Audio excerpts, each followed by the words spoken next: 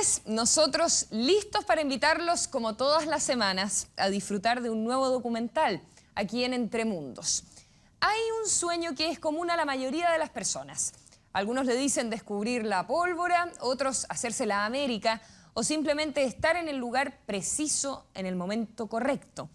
En el capítulo de hoy vamos a recordar historias de hombres y mujeres que gracias a su esfuerzo, su carisma y a una buena idea se hicieron riquísimos. Desde Henry Ford con los autos a principios del siglo XX hasta Bill Gates con las computadoras en los años 90. Extranjeros y también chilenos que partieron desde abajo y que terminaron construyendo el futuro. De esos nuevos magnates comenzamos a conocer a partir de ahora.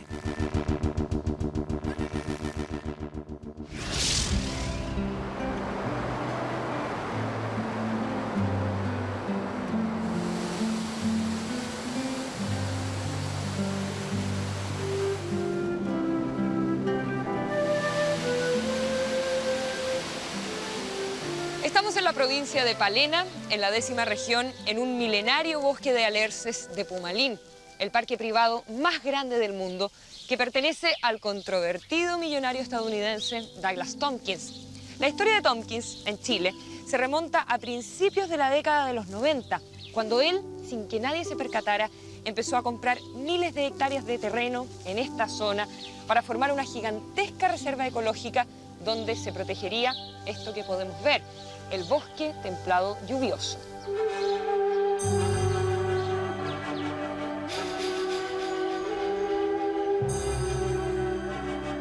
Douglas Tompkins empezó su carrera empresarial en San Francisco, donde junto a su señora creó Esprit, una famosa compañía de ropa con filiales en todo el mundo. Tuvimos suerte en el sentido que llegamos en el momento justo en el mercado de moda y también probablemente desarrollamos el negocio a nivel mundial bastante bien hecho, bien presentado. Aunque desde siempre fue un apasionado por la naturaleza y los deportes, cuando conoció al ecologista Arne Naess, decidió seguir sus enseñanzas. Vendió Esprit, obteniendo $250 millones y se retiró de los negocios. Después de 25 años de esto, es fácil de llegar hasta la corona con negocios y todo esto. Tompkins se sacó el cartel de empresario y lo cambió por el de filántropo ambiental. En 1991 llegó al sur de Chile, se enamoró de sus parajes e inició las compras de tierras para crear el Parque Pumalín. En medio de bosques y lagos vírgenes, construyó su casa, donde pasa la mayor parte de su tiempo.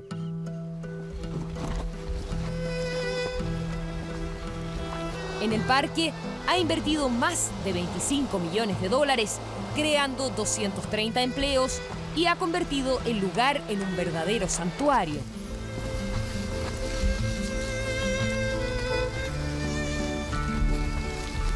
Pero estas compras han ido dejando una estela de incertidumbre y desconfianza. Nosotros creemos que el señor Tompkins está abusando de la hospitalidad que se le ha dado a este país y de todas las garantías que se le han dado. Y creemos que ha llegado el momento que recapacite y empiece a cumplir de una vez por todas las promesas que nos ha hecho en cuanto a transparencia, en cuanto a lo que va a hacer. Se lo acusa de presionar indebidamente a la gente para que le vendan sus terrenos y de oponerse al desarrollo de la industria salmonera. Además, se teme que ponga objeciones a la construcción de caminos, a la llegada de la electricidad o al paso de gaseoductos que crucen sus enormes territorios que se extienden también hacia Argentina.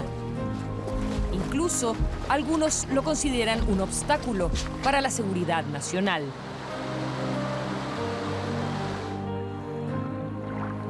Tompkins ha sabido sortear con éxito las dificultades y si alguna vez su obsesión fueron los negocios, hoy lo es la ecología profunda. Y aunque a muchos les pueda parecer una locura de este millonario, que se ha convertido en el segundo terrateniente del país, Como buen magnate, es seguro que continuará trabajando hasta cumplir sus sueños. Vivir en medio de un territorio de enorme belleza natural. Si los primeros 10.000 personas en el mundo más ricos puede cambiar su vida como yo y mi señora y dedicarse a la conservación del medio ambiente y de las culturas, vamos a tener otra sociedad mundial. Va a desaparecer todas las maldades que tenemos. Douglas Tompkins, a quien algunos medios de comunicación estadounidenses han descrito como un predicador y un misionero, es fiel representante de los nuevos magnates, un grupo dispar caracterizado únicamente por su envidiable habilidad para hacer dinero y para estar en el lugar preciso en el momento indicado.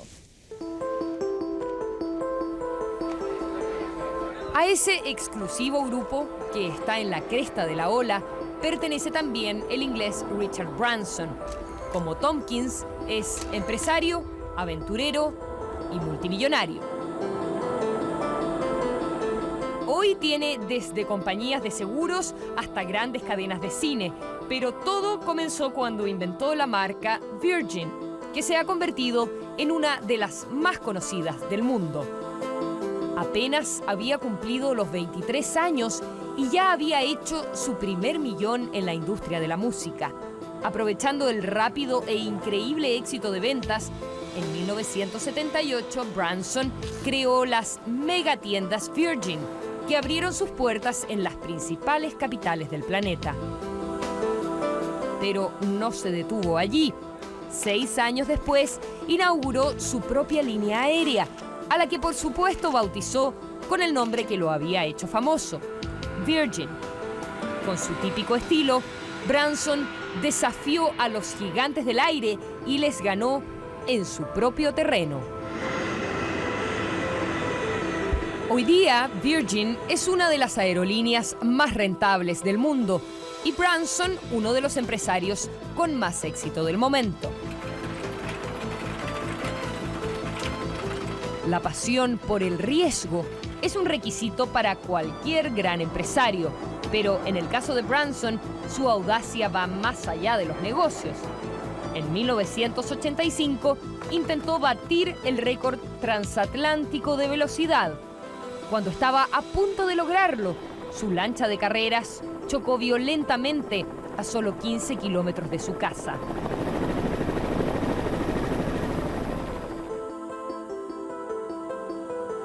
Años después, obsesionado por aparecer en el libro de Guinness, invirtió grandes cantidades de tiempo y dinero para convertirse en el primer hombre en dar la vuelta al mundo en globo.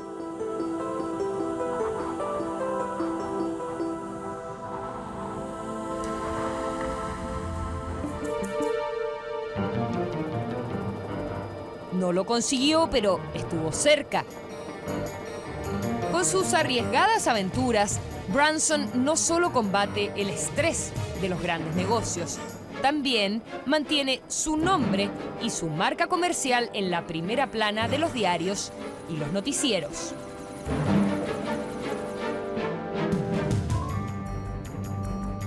Pero fue Henry Ford el pionero de esta nueva clase empresarial.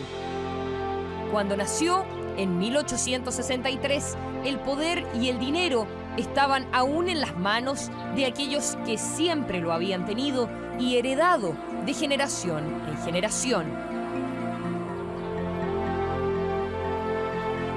Pero mientras los grandes terratenientes apostaban que todo seguiría igual, una época de enormes transformaciones se acercaba.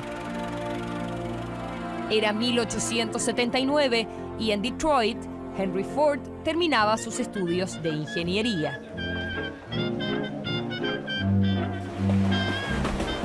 El mundo había pasado por la Primera Guerra, la mayoría de los países ya había incorporado el derecho de los adultos al voto y la democracia social se consolidaba. En apenas una generación, la sociedad había sufrido una transformación irrevocable. El automóvil reflejaba las cosas por venir, el futuro. y el hombre al volante se llamaba Henry Ford. Nacido en una granja de Michigan, hizo realidad el sueño americano: ser pobre y transformarse en rico. A principios de siglo, los pocos autos que recorrían las carreteras eran hechos a mano y muy costosos. La ambición de Ford era fabricar un vehículo a un precio tan bajo que cualquiera con un buen sueldo pudiera comprarlo. Fue una admirable premonición de la sociedad futura que lo convertiría en el hombre más rico de su época. En 1908, Ford lanzó su modelo T. En ese entonces, la producción era lenta y costosa. Él sabía que para mantener los precios bajos, debía acelerarla. En agosto de 1913, un obrero tomó una cuerda y arrastró lentamente el chasis del automóvil hasta los mecánicos. Ford ideó entonces uno de los métodos más revolucionarios de la historia de la industria: la línea de ensamblaje. El principio de la producción en masa se incorporó rápidamente a la industria automovilística. El famoso modelo T salía de la línea de montaje cada 93 segundos.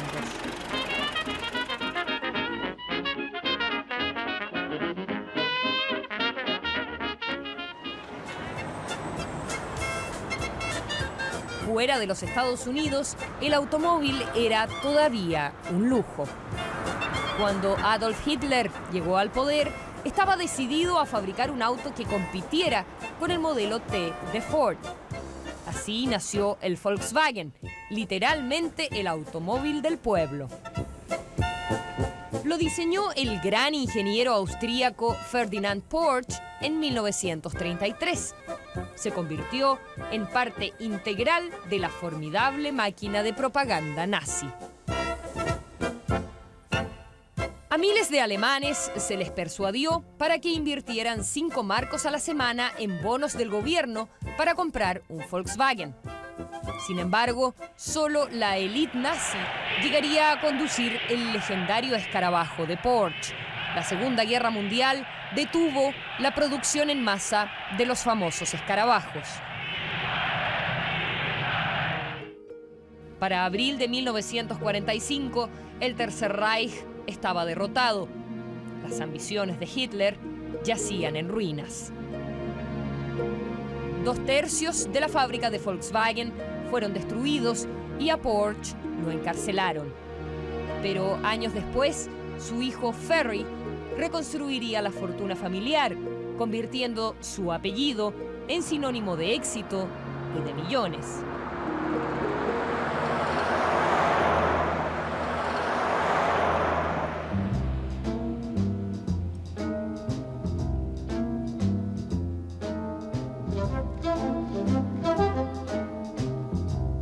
Porsche siempre había diseñado automóviles deportivos, pero después de un tiempo decidió especializarse en ellos, y sus modelos fueron tan exitosos en carreras míticas como las 24 horas de Le Mans que esta marca se transformó en una leyenda y en la favorita de los millonarios.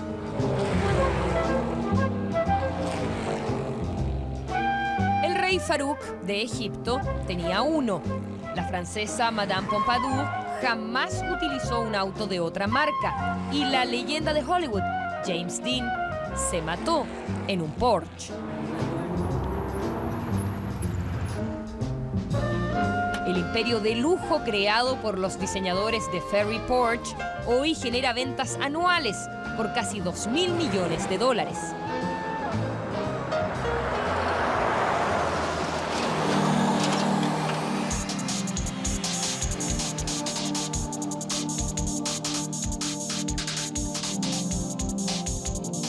Durante los últimos 100 años, el mundo presenció una de las revoluciones económicas más profundas de la historia. El inmenso aumento de la población y un cambio significativo en la distribución de los recursos pusieron dinero en manos de quienes nunca antes lo habían tenido. Se crearon nuevos productos y aparecieron símbolos de prestigio que nos hicieron soñar. Hoy el consumismo es una de las perversiones más practicadas, pero menos admitidas de la moderna sociedad de mercado.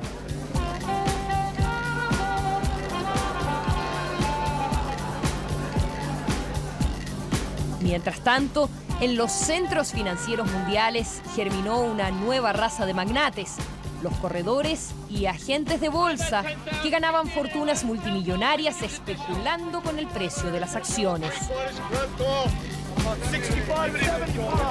Eran los yuppies, los herederos de los antiguos hippies del 60. Mientras los melenudos de ayer se rebelaban cantando Satisfaction, sus hijos se convertían en satisfechos corredores y operadores de las mesas de dinero. En 1984, cuando la mujer de negocios Anita Roddick colocó su compañía en la bolsa de valores, se hizo millonaria en un abrir y cerrar de ojos. En 1976, esta dueña de casa británica de 33 años utilizó sus $30.000 ahorrados para abrir una tienda de productos naturales de belleza. La llamó Body Shop, que significa la tienda del cuerpo. En poco tiempo, Body Shop se transformó en un negocio multimillonario. Partió con un solo local en Gran Bretaña y terminó desarrollando un imperio internacional. Hoy hay más de 1.000 tiendas Body Shop en sobre 40 países. Pero como muchos grandes magnates del nuevo siglo, Anita Roddick no solo ha dedicado sus esfuerzos al frío mundo de los grandes negocios. Es una activa militante en muchas causas, desde Amnistía Internacional hasta los derechos de los animales. Además, apoya financieramente programas que contribuyen a mejorar la calidad de vida y la economía de comunidades pobres en todo el mundo. El ascenso de la Roddick tardó solo 8 años. La mezcla de ingenio en los negocios con compromiso social la ha convertido en una de las mujeres más destacadas de Gran Bretaña.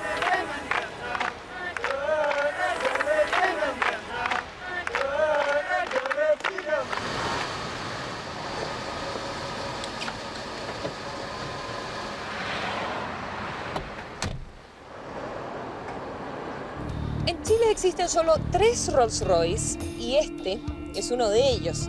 En Estados Unidos, en cambio, hay un lugar donde tener un auto de esta marca es casi una necesidad básica. Silicon Valley es el sitio donde viven los hombres más ricos del mundo, los creadores de la computación y los responsables del enorme auge que han tenido las comunicaciones en el último tiempo. A la vuelta de comerciales veremos cómo ellos se hicieron multimillonarios.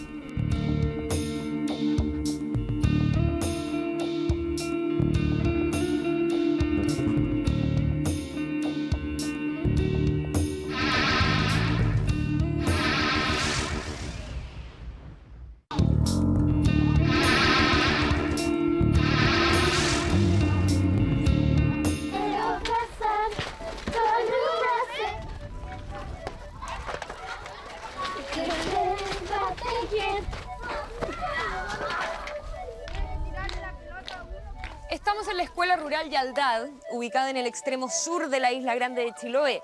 Cada día llegan a estudiar aquí unos 60 alumnos de escasos recursos, que gracias a la computación pueden conectarse con el mundo y adquirir nuevos conocimientos a través de una pantalla y de un teclado. Los cerca de 30.000 computadores que ha instalado el gobierno en escuelas a lo largo de todo el país están transformando definitiva y profundamente la vida de los jóvenes y de los niños.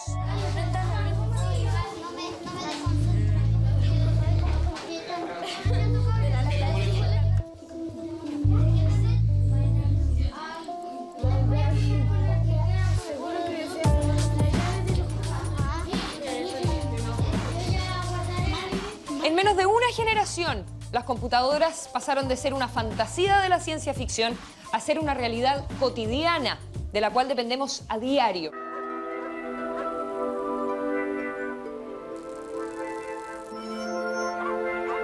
La revolución digital cambió nuestras vidas y, por otra parte, generó fortunas inmensas que nunca nadie imaginó y a una velocidad sin precedentes.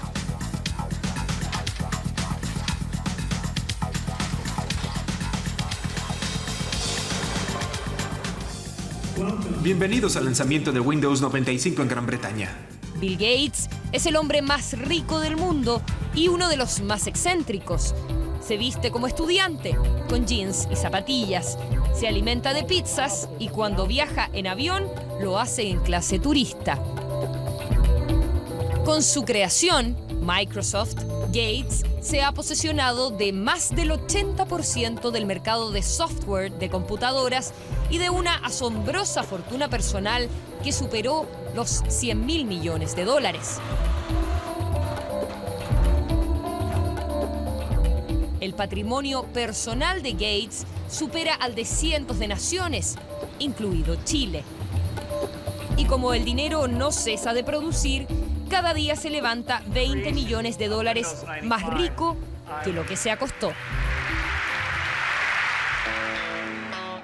Nacido en una familia de clase media de Seattle, desde niño demostró su increíble vocación por los negocios. A los 10 años redactó su primer contrato para comprar por $5 el uso ilimitado del guante de béisbol de su hermana.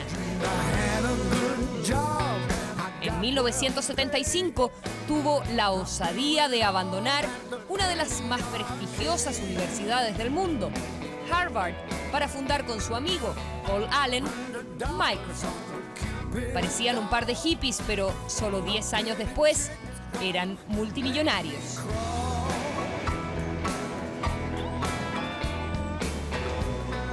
En 1996 terminó de construir su casa, que le costó 53 millones de dólares. Cuenta con 24 baños, un teatro, 2 ascensores y un río artificial. Pero la gran estrella es un chip electrónico que permite que cada huésped abra las puertas, encienda las luces o la televisión sin necesidad de llaves o interruptores. Pero no todo ha sido fácil para el rey de la computación. Este año ha debido enfrentar un juicio por prácticas monopólicas que le significó perder en solo 2 días 14.000 millones de dólares. Apenas un rasguño para su impresionante fortuna.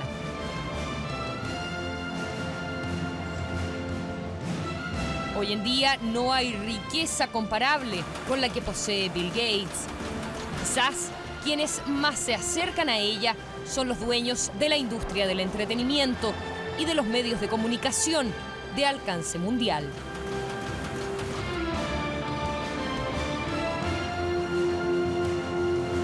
El primer gran varón de la prensa del siglo XX fue el famoso William Randolph Hearst. En 1887 obtuvo el control del agonizante Examiner de San Francisco. Para 1925 había construido la cadena de diarios más grande de los Estados Unidos. Gracias a ella, Hearst se hizo cada vez más poderoso. En 1898, cuando España y Estados Unidos estaban a punto de ir a la guerra por Cuba, descaradamente alimentó el fuego de la xenofobia para incrementar la venta de sus diarios. Ustedes proporcionen las fotografías que yo proporcionaré la guerra, les dijo a sus fotógrafos. Cuando estalló el conflicto, su New York Journal vendía más de 1 millón de copias diarias. Utilizando cualquier medio para conseguir el éxito, Hearst se convirtió en el máximo exponente del periodismo sensacionalista de todos los tiempos. A los 50 años, Hearst era dueño de un colosal imperio de información y entretenimiento y de la casa más formidable de los Estados Unidos de América.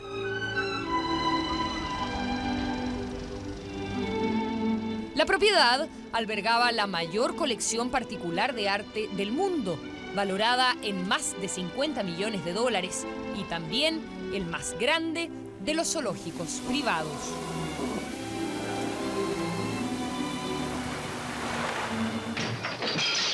1941, el genial actor y director de cine Orson Welles se inspiró en el propio Hearst para realizar su más famoso film, El Ciudadano Kane. Su argumento, que desnuda la miseria moral de un director de la prensa amarilla, le significó que Hearst lo combatiera sin tregua hasta las últimas consecuencias.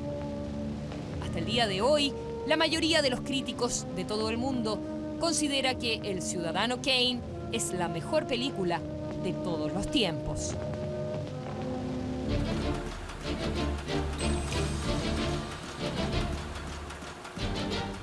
En Chile hay una familia que destaca en la propiedad de los medios de comunicación.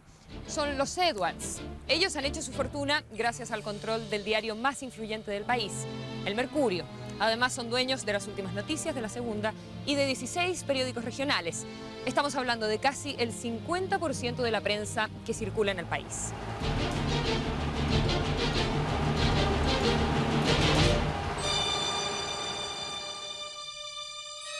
En 1900, Valparaíso era una de las principales ciudades de Chile.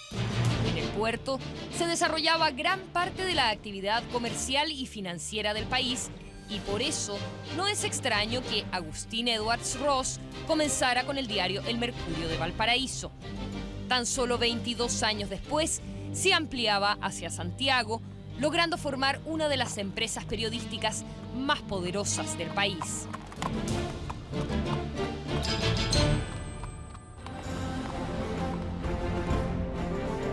Luego, el imperio quedó en manos de Agustín Edwards McClure, quien con solo 19 años heredó una fortuna impresionante para la época.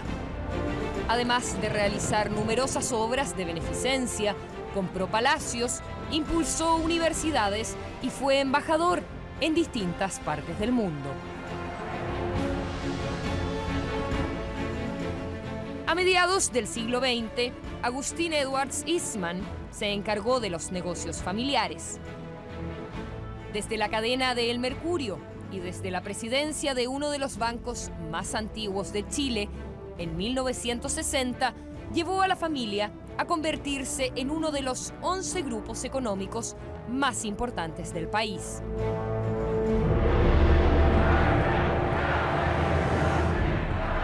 Ya en esa época, los Edwards sobresalían por sus posiciones conservadoras que contrastaban con el momento social y político que se vivía en Chile. Tanto así que el inconfundible estilo mercurial fue duramente atacado por los estudiantes universitarios en los años 60. Chileno alerta, el mercurio miente, rezaba un gran lienzo en el frontis de la Pontificia Universidad Católica. El pueblo unido jamás será vencido. A raíz de la campaña de Allende para la presidencia, el diario se jugó abiertamente contra el candidato de la Unidad Popular. Agustín Edwards era considerado un símbolo de la plutocracia y Salvador Allende lo mencionaba en sus discursos como el símbolo del capitalismo explotador. Les pido que se vayan a sus casas con la alegría sana de la limpia victoria alcanzada.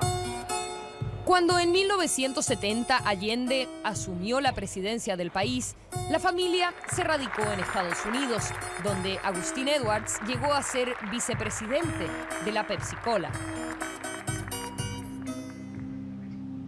Años después, cuando se había vuelto a radicar en Chile, recibió el golpe más duro de su vida. En 1991, su hijo Cristián fue secuestrado por un comando del Frente Patriótico Manuel Rodríguez. El tiempo transcurrido hace aconsejable, con la anuencia judicial, dar a conocer ahora a la opinión pública esta situación cuya prolongación puede afectar la tranquilidad ciudadana. Tras 145 días de cautiverio y tensas negociaciones en que colaboraron incluso la CIA y el FBI, Cristián Edwards fue dejado en libertad a cambio de un rescate de $1,5 millones. al más choro lo pone humilde. Uno tiene que ver que todo lo que tiene uno no vale nada contra una situación que no tiene salida. Y además tienen la incertidumbre. La incertidumbre es lo peor.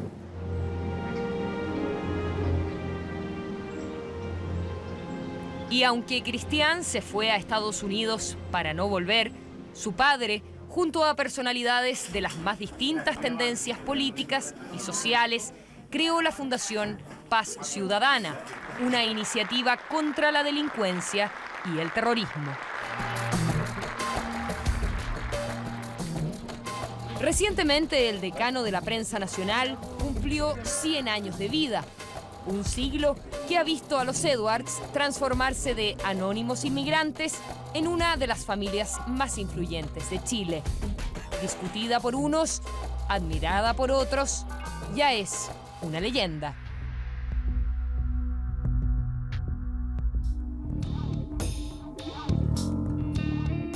Durante mucho tiempo, la prensa escrita fue considerada el cuarto poder, pero a partir de los 60 fue otro medio el que acaparó la atención de las grandes audiencias y le dio a sus propietarios influencia, poder y riqueza. En un momento, volvemos con los magnates de la televisión. Lo que estoy donando con estos $1.000 millones son 9 meses de ingresos, ni siquiera un año completo de trabajo. ¿Qué importa?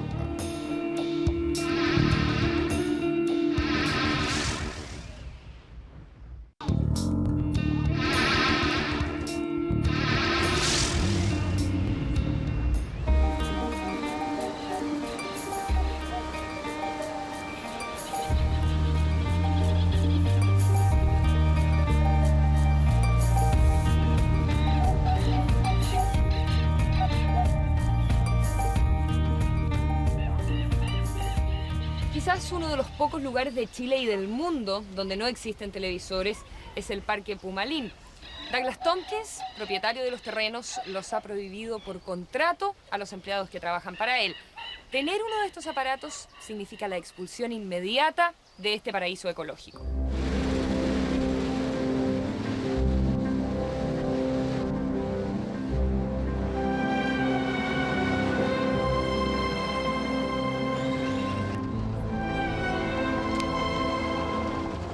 Lo cierto es que en Chile la televisión está tan expandida que a las 10 de la noche casi el 80% de los hogares tiene prendida una y sus transmisiones se pueden ver en directo en lugares tan apartados como este, un transbordador en los canales de la carretera austral.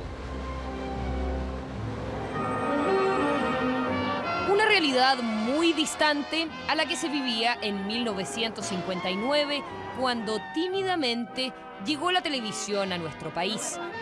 Su valor era enorme y solo unas pocas familias podían permitirse el lujo de tenerlas. En 1961, el entonces presidente Jorge Alessandri dijo: "Somos un país pobre. La televisión es un derroche de ricos".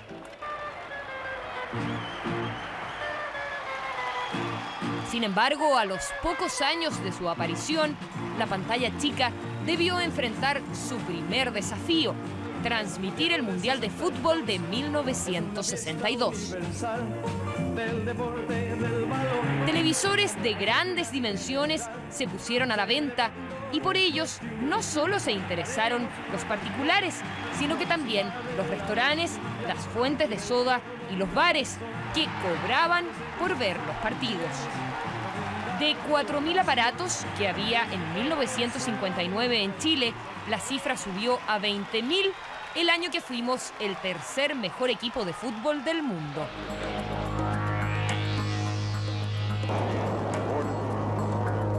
Tiempo después, cuando vimos la llegada del hombre a la luna, el número de televisores alcanzaba a los 360.000.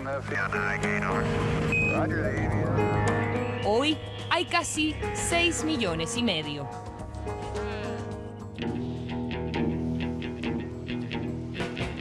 Uno de los primeros en descubrir las enormes posibilidades económicas de la televisión fue el millonario estadounidense Ted Turner. Turner compró un pequeño canal en Atlanta y un sistema de comunicación vía satélite, transformando su pequeña estación local en una gigantesca red nacional. From CNN International, this is World News. En 1980 se arriesgó al máximo y lanzó el primer noticiero mundial de 24 horas al día. Cable News Network, CNN, empezó tambaleándose, pero luego se convirtió en una inmensa organización con 1.600 reporteros y un presupuesto anual de $200 millones. Actualmente, CNN llega a audiencias en más de 200 países. La CNN es hoy día la principal agencia de noticias del mundo y Turner, uno de los hombres más influyentes de América. Su tercera esposa, la actriz Jane Fonda, de la cual se acaba de separar, también ayudó a Turner a transformarse en una estrella de los medios de comunicación. Juntos fueron una de las parejas más glamorosas del mundo. Para probar su importancia, en 1997 donó $1.000 millones a las Naciones Unidas. Lo que estoy donando con estos $1.000 millones son 9 meses de ingresos, ni siquiera un año completo de trabajo. ¿Qué importa? Entre los dueños de los medios de comunicación hay un solo magnate supremo que incluso supera a Ted Turner. Su nombre es Rupert Murdoch y posee una asombrosa fortuna personal de $13.000 millones. Su carrera comenzó temprano. Ya a los 33 años era dueño del primer periódico de cobertura nacional en Australia. Tan solo 6 años más tarde tenía una colección de diarios en el mundo entero, entre los que se incluyen los británicos The Sun, The Times y The Sunday. Luego expandió sus negocios al mundo del cine, la televisión vía satélite y las editoriales. Actualmente es dueño, entre otros, de Fox, Sky, la 20th Century Fox, equipos de básquetbol de la NBA y el Manchester de Inglaterra, que compró por el increíble precio de $1.000 millones, a pesar de los esfuerzos de su rival, Ted Turner, por evitarlo. A Murdoch se le describe como uno de los hombres más poderosos del mundo. Su imperio mundial de medios de comunicación domina el mercado de la información en todo el planeta. Ahora ha puesto sus ojos en China, un gigantesco mercado con casi 1.300 millones de potenciales compradores. Si logra conquistarla, su riqueza se transformará de enorme a incalculable. Sin embargo, China puede pasar de conquistado a conquistador. El más grande mercado consumidor del mundo se ha ido convirtiendo también en el principal proveedor del planeta, con impresionantes niveles de producción a muy bajo costo.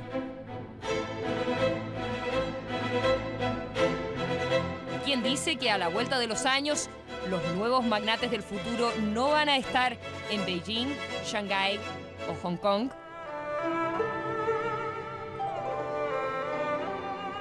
Probablemente en unos años más, cuando miremos hacia atrás, los nombres de Bill Gates, Rupert Murdoch, Ted Turner y tantos otros magnates van a brillar al lado de presidentes, de ministros, de políticos. Ellos no solo serán señalados como los hombres más ricos de su época, sino que también como los responsables de habernos transformado la vida y de haber construido el mundo en el que vivimos hoy. Ellos controlan la forma en que nos comunicamos, nos informamos y nos entretenemos. De verdad que tienen un poder extraordinario, pero que si se mal utiliza puede ser sumamente peligroso. Eso es todo por hoy y será hasta la próxima semana con un nuevo capítulo de Entre Mundos.